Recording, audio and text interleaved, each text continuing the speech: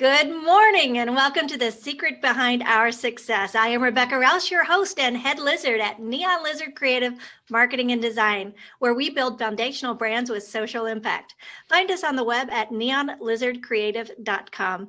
Today, we are honored and thrilled to have with us none other than Justin Nassiri, a serial entrepreneur and guru of all things podcast. As a solo founder, he has raised more than $3 million in venture capital, including an investment from Google's chairman. His software products have been used by 35 Fortune 500 companies, and he is phenomenally successful, and I suspect full of secrets to share. So he now runs Captivateai, which provides content production and editing for podcasters across the globe, helping them turn one podcast or webinar into 3 months of content. Welcome, welcome, welcome. We are so excited to know you. So tell us more about yourself and Captivate. Well, first of all, thank you so much for having me, Rebecca. And I will add to that. I live in Denver, Colorado with a 2-year-old son and my wife and a dog who barks at the most inopportune times. But like you said, for the last year, my focus has been on Captivate.ai and just really fascinated. I always think of the Native Americans, they say they used every last piece of the buffalo. And I feel like we as marketers today, we're creating exceptional podcasts and webinars and events, and we just get 10% of the value. And so we're really about helping you get 90% more value by finding the best snippets, turning it into compelling content that's snackable for social media in a way that drives more sales and grows your audience. That is fantastic. I love that analogy of the buffalo. I love that. Do you have any Indian in you by chance? No, I don't. I just started reading. I read a book lately about the Native American culture, and it was just fascinating. I know very little about it, but I feel like there's a lot to learn from that culture. Well, that's fantastic. I love that since so many people are so busy these days, we don't have time to listen to lengthy podcasts all the time. And who wants to watch hour-long webinars? And so to have these little snippets is phenomenal. How do you find those gems?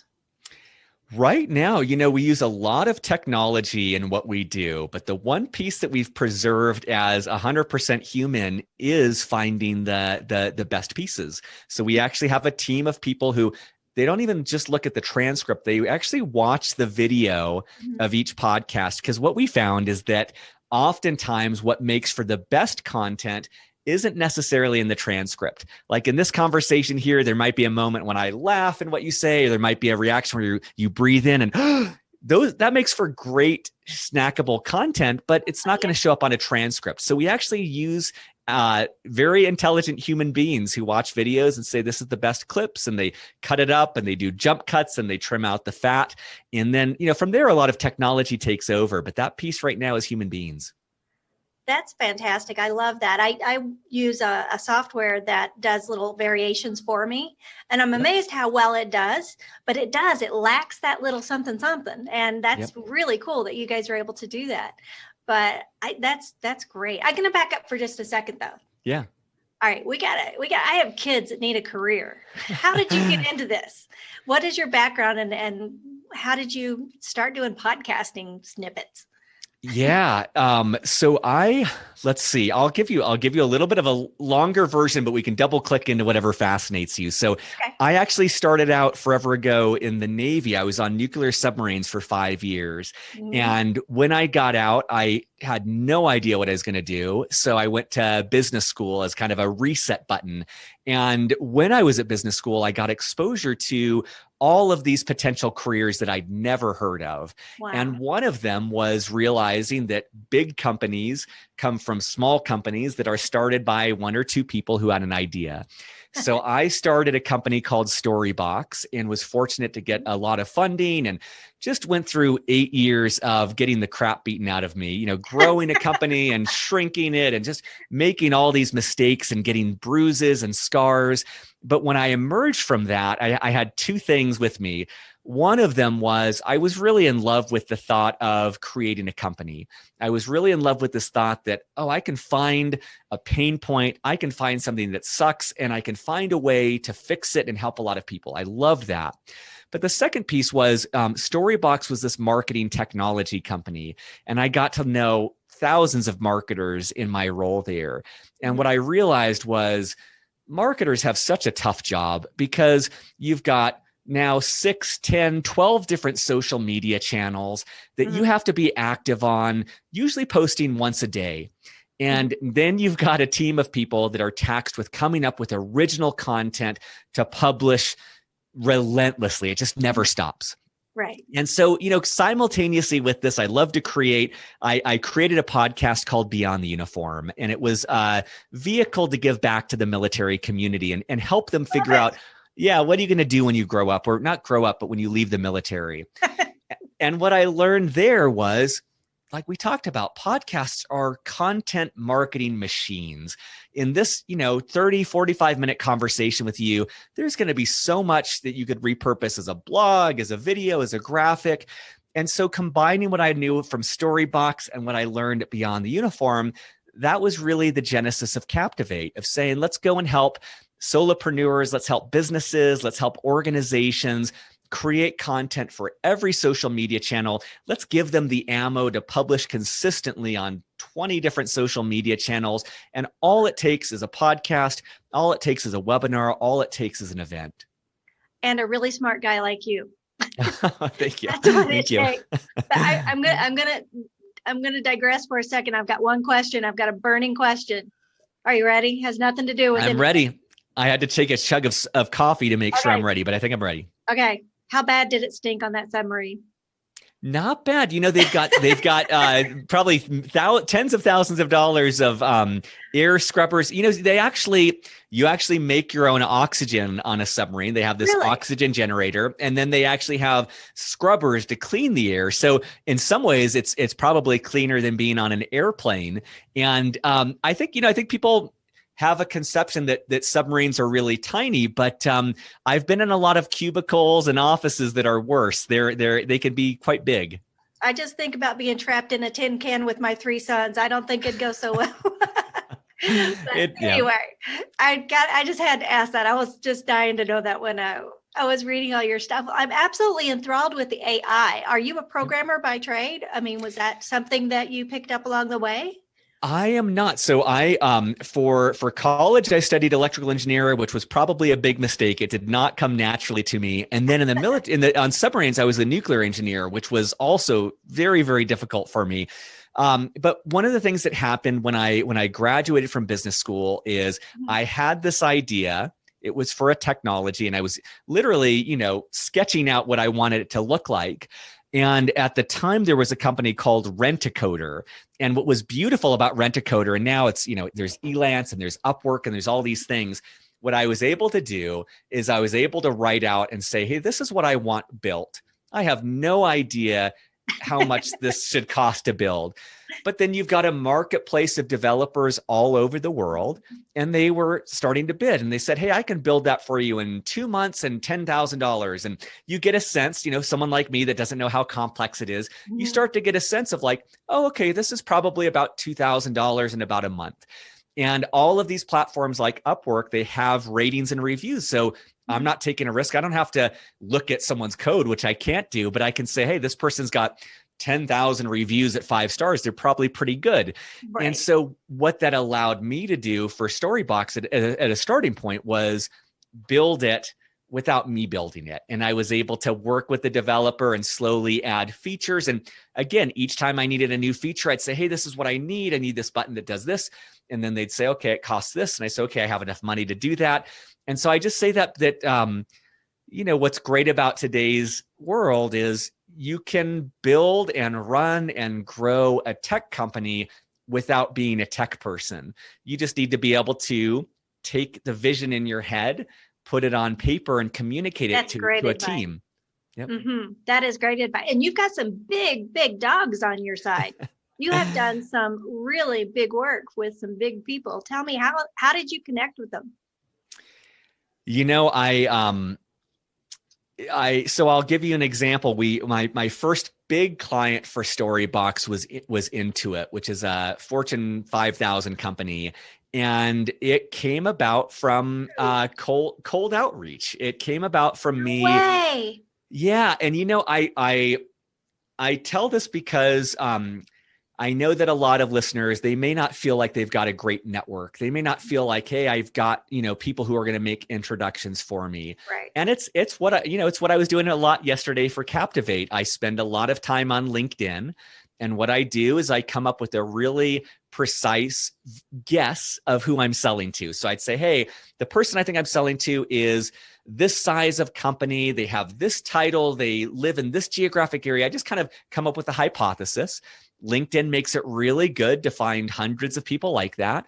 And then we've all been on the receiving end of bad salespeople who send you something super generic that you just instantly recognize as generic and delete. So I try to do the opposite of that. I try to be, more of a rifle than a shotgun, a little bit more precise. And so I'll spend 10 minutes writing an email and I'll say, hey, Rebecca, I see that you do this. I really liked on LinkedIn that you said this and you did this. And very clearly showing that I've done my homework. And because I did my homework, I can say, hey, I saw, oftentimes I'll do this. I'll say, hey, I see that you're doing a podcast. You've got a great company, but I noticed that you're just kind of slapping a picture or a link to YouTube and no one's watching it. But, we could actually do better. And this is how we would do it. So I try to be really precise. And, last thing I'll say for your audience is like, I feel like everything, this was true of my dating life before I got married. It's true of sales.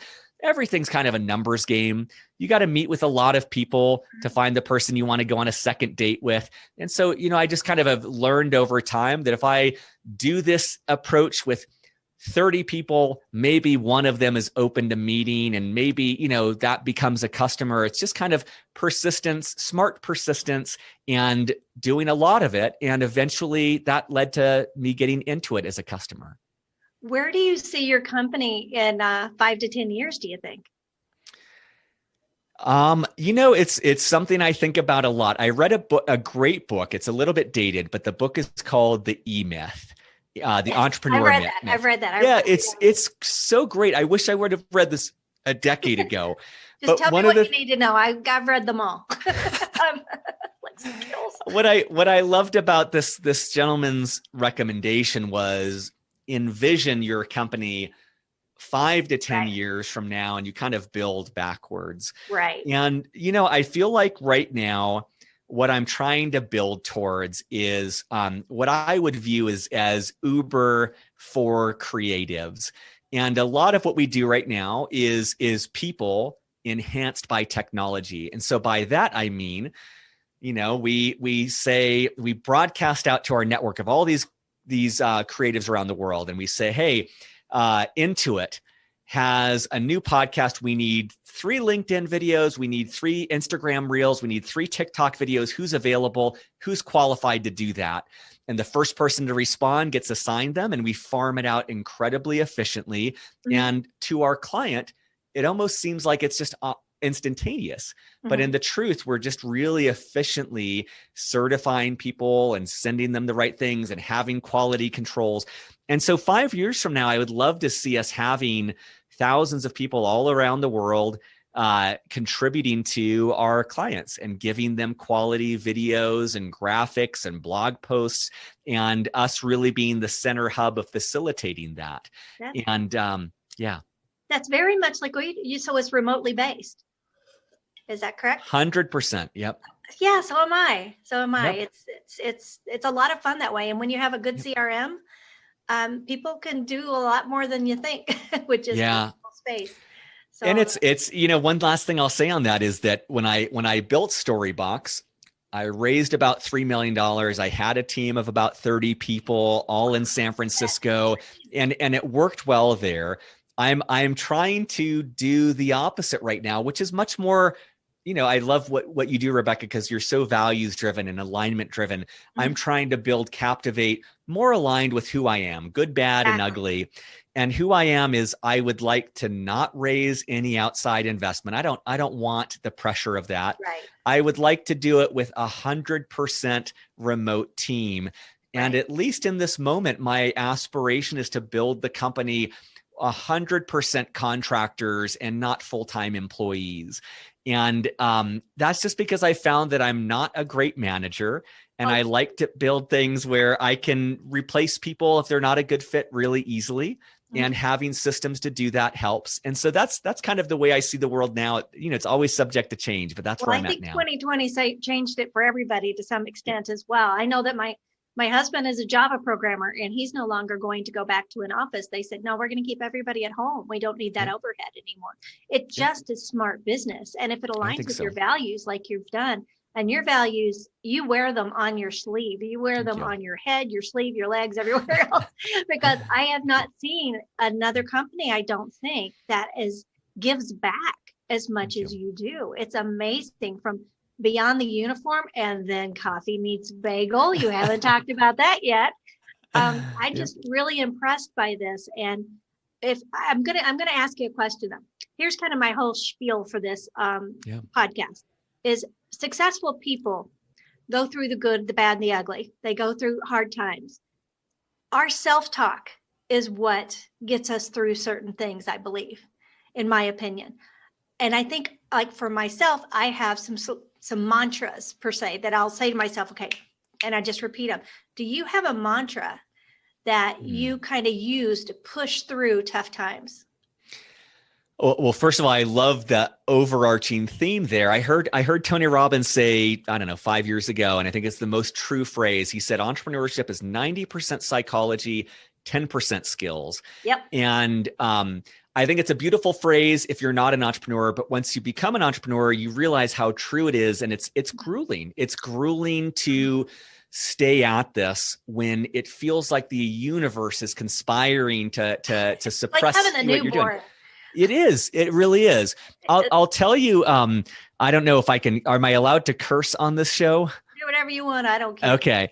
The phrase that, it might not be a mantra. Actually, it is a mantra. The phrase that, I'll say that, a quick aside, I loved in The Lion, the Witch, and the Wardrobe, they go through Narnia through the wardrobe. And, I read this book 30 years ago, but the way I remember it is at the end, they try to go through the wardrobe and it's just a wardrobe. And there's this wizened old man who's like, hey, you got to find a new entryway. And I feel like that with mantras, where it's like you kind of find one that works until it doesn't, and then you got to find the new entryway to your Narnia. Right. So the one that I have right now that is really powerful for me is fuck the blueprint. And I like this sense of like the biggest bad word. Yes, I know. We'll just go straight there. Okay. But it's kind of like I have this image where I want to build this cathedral. Like I want to build a company that outlasts me. I want to build something that's monumental, a legacy. Yeah. And what I mean by fuck the blueprint is I had this kind of insight years ago where it's like, you know what? I just want to focus on building the brick in front of me. Mm-hmm. I want to give my entire presence and everything I am to just building the best brick that I have right now. I don't need to know what brick is next. I don't even need to know if there is another brick. I may not even see this cathedral built, but I know that if I focus everything I'm at whatever the brick is in front of me, that's all I need to do. And so my brick right now is trying to be as present as possible with you on this podcast and just having a great conversation. And it's fighting the part of me that's thinking about the sales emails I need to write and this website I need to do and all these other things. But it's like just slowing down and saying, let me just identify the brick I need to do right now. When that's done, what's the next brick I need to do? And fuck the blueprint. I don't have to know where this is going. All I need to do is brick by brick, giving it my all. I think that's great. That's great advice for anyone. And since you've got so many irons in the fire, you have multiple bricks you have to change your focus on. Yep. So you're in Coffee Meets Bagel, you're in Beyond the Uniform, you're in Captivate. I suspect you're probably in 14 other things. You wrote a book, for God's sake. I mean, you're like Superman. How do you differ? I mean, I'm kind of going through the same thing. I got a million things going on right now, and it's really hard for me to focus down with one thing. So that's fantastic advice, just even to me. Yep. I'm sure the listeners are loving it too, but I mean, why do so much? Yep. I'm actually, and I don't think there's a one size fits all for this, but I feel like I'm in a period of life. I'm 42 now. This Mhm. might be a 42-year-old thing, but I feel like I'm in the process of narrowing, and I'm in the process. There's, a lot of commitments that I have that one by one I'm able to kind of get out and say no to. And so like there's a Yes, healthier. mastermind. Yeah, there's a mastermind group I've been running for a while that I'm, just at the end of the commitment, I'm going to say, okay, I'm stepping away from this. And I feel like at this point in my life, I've got room for my wife and 2-year-old. I've got room for Captivate. And that's kind of it. It's kind of like starting to just say no to things. And maybe that's just part of life, is that we go through phases where we're at the Vegas buffet. We're trying 1,000 different foods and saying like, okay, I like this one. I'm going to triple down on that. But it can be really hard. It can be hard for me because I want to do it all. But I'm realizing, mainly driven by my 2-year-old, I've only got a little bit of room, and I want to be much more intentional in how I do that. And I don't prescribe that as advice. Like, I think that there's a benefit to the omnivore approach, but I Mhm. think it's like we go in seasons. We do a lot, and then we realize like, okay, I only have enough All over. energy. Yeah, it All becomes too over. much. Yep. Yep. Well, that's incredible, because not a lot of people in as entrepreneurs take time for themselves. We are the Mm-hmm. worst for being. I am the worst. I can only speak for myself. Let's just put Oh it that yeah. way. You know, Yep. working 100% of the time. I got a coach yesterday who is going to help me get my life balance back, because I am such a pleaser and I want to do Mm. so much and I want to help so many people. Yep. And what the things that you started, such as Coffee Meets Bagel, your dating app, as well as the Beyond the Uniform, are those autonomous now? They don't need you there. Have you created something that can run itself?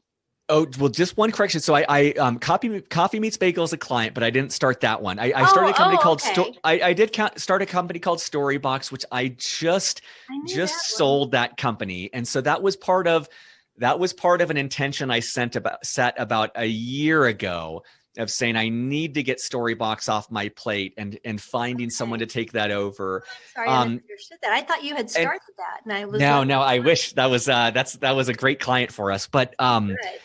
and then, Beyond the Uniform is so I'll say that Beyond the Uniform is the podcast I do that helps military veterans. But what you said resonates with me. That's why I'm pausing, because like I'm a pleaser, and there's part of me that will show up for everyone else Mhm. before myself. And I'll give a specific example with Beyond the Uniform of wanting to continue to serve this military audience, but realizing I started to realize like our audience wins, the guest who comes on the show wins, and I'm the only one who's left depleted because I'm using my time and my money to Right. keep it going. And so one tiny tweak that I made that continues to serve everyone, but also myself, is I said, you know what? There is a lot of military veterans who started companies that could actually be Captivate clients.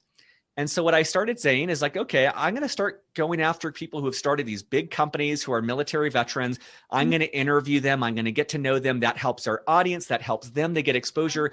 But I also create a relationship with someone who might become a Captivate customer. And it's Right. actually worked twice now. And so That's I use fantastic. that as an example of like, service doesn't have to mean I'm left empty. Service can be a win-win-win situation where Beyond Absolutely. the Uniform wins, the guest wins, and I win. Because, otherwise I become this depleted husk that has nothing to give. And that doesn't Right. serve me. It doesn't serve my family. It doesn't serve the world. And so it's something that's very top of mind for me, is like you said, how do I make sure I'm taking care of my needs? And especially, I go straight from the office, I go to baby mode with the 2-year-old. It's like making sure there's the pauses, even if it's a 5 or 10 minute pause, to meditate, to go for a walk, to talk to a friend. How can I find ways to fill myself up in the nooks and crannies of my schedule? Because if I don't do that, if I don't prioritize that, it's not going to happen, and I'm going to run out of gas. Right. Even though I'm sure you're just like me, you absolutely adore what you do, Yep. and you could do it all the time, and it makes you Yep. happy, and it makes you happy when other people are happy. I know for Mm-hmm. myself, if I don't have a giddy client, I am not happy at all. They've got to be Yeah. beyond happy. they've Yep. got to be giddy. And Yep. that's my thing. But there's challenges along that way. Did you have, or did something happen specifically that was your biggest challenge that changed you in this attitude? Oh, I can tell you the precise moment, which Oh, love was when I first met my wife. We were dating at the time. This is, I don't know, 8 to 10 years ago. it. Mhm.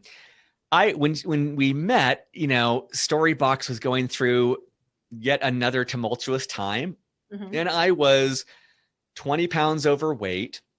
My finances were completely out of control. My mental health was completely out of, like, every area of my life was off. I was just running on fumes. And she was like, look, you're stressed out of your mind. You need to see a therapist. I started working with that therapist who got me into meditation, which got me into a lot of the other work that I do. And, it really kind of got me back to neutral. It got me back to not coming from a place of depletion and overwhelm. And that was the turning point. And it is exciting for me. I started Captivate last year. It's exciting to start a company and try to do things differently. So with Storybox, I was always paying everyone else and I was never really paying myself. And I'm like, that's not going to happen with Captivate. I'm going to start by paying myself so I'm not worried about finances. Right. And, there's the tendency to want to work 24/7. And again, I'm trying to do a new path of saying, look, I got to do my physical exercise each day. I need to do my meditation each day. I need to do my stretching. So Like wise. there's So these things wise. that I need to do, but I'm only doing that now because 8 years ago when I was doing Storybox, I did the opposite. And I saw, and this is over the course of years, I saw the impact on my physical health, my mental health, my financial health. All of these things suffered for years. And that was enough to kind of build up and say, like, I don't want to do that again. And the only way to avoid that is to be really diligent. And I'll tell you, last night there was emails that were unanswered. There were things that weren't done. And I knew I was on empty. I sat on the couch. I read Outside Magazine, which is one of my guilty pleasures. And that's one of the ways that I kind of fill myself up, is by reading, a magazine that doesn't further my career. It's not going to, make headlines, but it gets me full so that today I can be here present with you rather than just feeling completely wiped. That's fantastic. Thank you so much. I'm so glad you took the time to be here. I don't want to keep you too much course. longer, but I got a couple more questions I want to ask. First off, what do you think the biggest opportunity or threats, either one or both, in your industry? Are you concerned about censorships and things like that? What are the things in your industry that you're concerned about? I think the fundamental trend that we're chasing is that companies want to forge a relationship with customers. They Right. want to capture their attention. And that's why I called the company Captivate. How do you captivate your customers so you can get their attention? That will never change. That's a fundamental philosophy. Like, throughout history, businesses have trying to be captivating their customers. The nuance of it will always change, whether it's, today TikTok is having its heyday, Instagram Reels are doing well, LinkedIn is doing well, but we have to stay current with our clients. We have to stay current of what is the new way to capture people. Is it on Clubhouse? What is the way that's going to be? And I saw with Storybox, I fell in love with my product rather than my customers. We missed a major pivot because I was so fixated. That's a gem right there. Yep. That's a golden nugget right there. Yep. Yeah. And I think that's classic. I have more clients that do that, where they're so in love with their brand, they're not thinking about the customer on the other end. Yep. And I think that's what entrepreneurship is. As much as there's the part of me that wants to just build the perfect solution and coast on that, the truth is it's moment to moment, day to day, listening to our customers and our prospective customers on what they're needing and how we can solve that problem. The moment we stop doing that is when we're out of business, because everything's evolving. Social media is evolving, marketing's evolving, people's attention is evolving. So in some ways that's exhausting, but in some ways the part of me that loves variety loves that I have to stay sharp. I have to stay empathetic and listening, because that's the only way we can continue to evolve along with the market. Agreed. So if I was your investor, what are some things I might get pretty excited about? I mean, the truth is, podcasts are exploding. There is so much room for podcasts, and there is a lot of room on webinars and virtual events. And we've kind of got our toe in the water on all of those. And so what I think is exciting from an investor standpoint is we're riding 4 different trends, all of which are growing, but we're not reliant on any one of those trends. And so if, podcasts, we're diversified. And so we're kind of expanding with all of them in a way that benefits us. But if one of them goes away, we've still got 3 others. And I think that that's exciting to know that we're not just a single trick pony. We've got a lot of room. Yep. So if I were coming to you and I needed help, what kind of questions would you ask me? I think that, I'll say something that might be anti-Captivate, which is, if you were a, 1 or 2 person company, I would likely say to you that, you, as much as everyone's saying, you got to do social media, if you're a 1 or 2 person company, I think it's more, from my standpoint, I'll tell you where Captivate's at. I do a lot of sales. I do a lot of one-to-one outreach, like I described earlier. And yes, we do social media because we're a social media company, but I don't think that's not going to be the bulk of our growth for the next 6 months. The bulk of our growth is finding partners, finding companies, and that's going to be a one-to-one outreach. And so the thing that I would say to listeners is that there can be a lot of pressure to do it all. And just to be honest about where you're at. And when I'm being honest at where Captivate is at, it's saying, okay, the bulk of my attention needs to go to sales outreach rather than marketing. And I would give that advice to any company who's in our phase. Now, if you're a company that's 10 to 20 employees, 20 to 50, 50 to 300, different game. Then you've got marketing, then you've got advertising. That's who we work with. But I feel like we put too much pressure on the really early stage companies like Captivate to do it all, when in truth, you don't have enough money or people to do it all. And you have to be really strategic. And that means saying no to things that everyone says you should do, that you just don't have the room to do. And so that's, I hopefully that depressures it for your audience that are at a smaller company of like, yes, eventually you'll be doing ads and Google ads and Instagram, you'll be doing it all. But you got to be honest about what you're capable of and give that your all. That's the brick before you. And don't worry about the one that's 5 bricks away. That's great advice. That is great. Okay. Now, I'm not sure if you're familiar with the Ocean Personality Quiz. Are you familiar with that? No, I love this stuff though. Okay, good. Okay. Well, a person doesn't get to where you are by slacking off. So if you'll be gracious enough, I'd like to find out a little bit how you tick. Yeah. I have 6 quick questions. I'll do a little definition, and then you just say low, medium, or high. Yeah. Low meaning, nope, that's not me. High meaning, oh yeah, that's me. Yep. Okay. So this is something I found this through, I believe it was Vanessa Van Edwards. I don't know if you're familiar with her, but she's a body language expert, and I love her. And I believe Jordan Peterson uses it as well. But it's a really quick way to get a sense of how somebody works, so you know how to work with them best. And I thought this might be a great way for your future clients that are listening to know how to approach you. So quick side note, Vanessa Van Edwards, we did, company had her speak at an event, and we did their snackable content through Captivate. So we have little video clips from Vanessa Van Edwards. So it's crazy world. Yep. I love her. I'm writing a book right now, and I'm putting her in my book because I just love everything about her. I want to grow up and be her. Anyway, openness. If you are high in openness, you love trying new things and having new experiences. Low, medium, or high? High, very high. Okay. Conscientiousness. What is your level when you approach organization and details? If you're high in conscientiousness, you're very organized and you love details. I would say low. I'm good in the short term, but not the long term. I can't fixate on the details for too long. Okay. Extroversion. If you're an extrovert, you thrive being around people. You just can't get enough. Very introverted. And I thought for most of my life, I was very extroverted, but I'm actually incredibly introverted. Really? totally, I can identify with that because I'm extroverted in every way, but I love being alone. Yes. And I could be 2020 was no big deal for me. I love being home.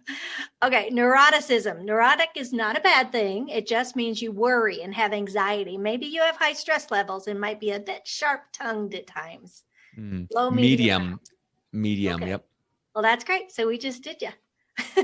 I love it. I love that. And then the final question, just for fun, is that if you were one of these characters, which one would you be? Luke Skywalker, played by Mark Hamill in Star Wars, always doing the right thing, loyal, and stands up for his beliefs. Maverick, the cocky, rebellious, highly skilled pilot, played by Tom Cruise on Top Gun. Jack Dawson, played by Leonardo DiCaprio in Titanic. The clever and selfless hero, and then Forrest Gump, played by Tom Hanks, who was lucky throughout his life and pure of heart. Or somebody of your choice. I'd have to go with Luke Skywalker. I feel like one of my values is just kind of speaking up for the underdog and doing what's right. And I love Star Wars, so that's a double whammy. That's great. Good. That's good. Well, that is it. I was going to say, if somebody is listening and wanted to take the next step with you, what should they do? The best way is if you go to our website, Captivate.ai, there's a big requested demo link, and that will go to me and my team, and we can reach out and talk, and good chance that I will be on that call with you. But I think that one thing I'll say for listeners is Rebecca's setting such a great example because she's being open and curious. She's just having a conversation, but her and I will be in touch for a very long time. And, we have a relationship now. And I'm just a big believer in that I try to get on as many of these calls as possible with people, even if it's not the right fit, because you learn something, you meet someone new. And again, you don't have to know where the bricks are going. You meet people, it may be nothing, but you may reconnect with them months down the road. So I love connecting with people. So if what I've said has resonated, request that demo and we'll talk. And even if it doesn't go somewhere, at least we've had a good conversation. And we'll make sure that all of your information is in the show notes as well. Thank you. So thank you so much for being on The Story Behind Our Success. I still want to learn more and more and more from you.